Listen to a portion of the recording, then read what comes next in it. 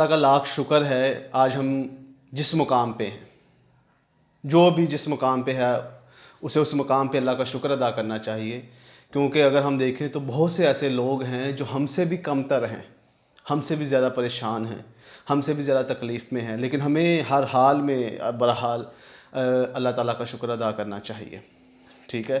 لیکن اس کا مطلب یہ نہیں ہے کہ آپ جس جگہ پہ ہیں اسی جگہ کے اوپر آپ اپنے آپ کو محدود کر دیں۔ شکر ادا کرنے کا مطلب یہ ہے کہ جس جگہ پہ ہیں آپ اللہ کا شکر ادا کریں۔ کیوں؟ کیونکہ اللہ تعالیٰ کہتا ہے کہ جو ہمارا شکر ادا کرتا ہے ہم اسے اور نوازتے ہیں، لیکن اپنے آپ کو اس جگہ تک محدود نہ کریں۔ کیوں؟ کیوں کہ ہو سکتا ہے کہ آپ کو اللہ تعالیٰ نے اور نوازنا ہو، آپ کی قسمتیں ابھی بدلنی ہوں، آپ کی تقدیریں ابھی اور لکھی گئی ہوں، آپ کو اللہ تعالیٰ اور کرم کرنے کے لیے آپ کو تیار کر رہا ہو، اس لیے وہ منتظر ہو آپ کی محنت کا، آپ کی کوشش کا، آپ کی لگن کا۔ ہوتا ہے کہ بندہ کوشش کرتا ہے، بہت زیادہ محنت کرتا ہے، لیکن اسے وہ مقام نہیں ملتا، لیکن آپ نے اپنی طرف سے 100% دینا ہے۔ ہوتا نہیں ہے کہ اللہ تعالیٰ آپ کی محنت کو رائگاں کرے۔ ہاتھ اٹھائیں، اللہ سے دعا کریں، اللہ تعالیٰ کو قائل کریں، اپنی محنت کو بڑھائیں، اپنے کردار کو بہتر کریں، اور انشاءاللہ تعالیٰ اللہ آپ کو آپ کے گمان سے بڑھ کے دے گا۔ اللہ تعالیٰ کہتا ہے کہ جو انسان جیسا گمان لے کے آتا ہے ہم اسے ویسا ہی نوازتے ہیں۔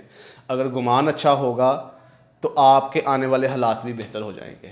اللہ تعالیٰ سے مانگیں، اپنی اوقات سے بڑھ کر، اپنی حیثیت سے بڑھ کر مانگیں، اس کی شان کو، اس کی ذات کو، اس کی کبریائی کو، اس کی بزرگی کو دیکھ کے مانگیں، اپنی اوقات اور کردار کو دیکھ کے نہ مانگیں، اور ہر وقت اس سے مانگیں، بے تحاشا مانگیں۔ اور سب سے پہلے جو مانگنے والی چیز ہے وہ ہے ہدایت، شعور۔ اللہ تعالیٰ سے شعور مانگیں، اللہ تعالیٰ سے ہدایت مانگیں، اللہ تعالیٰ سے شعور رہنمائی مانگیں۔ شعور رہنمائی جو مانگ لے اور اللہ جسے دے دے وہ قوموں کو پھر راہ دکھاتا ہے۔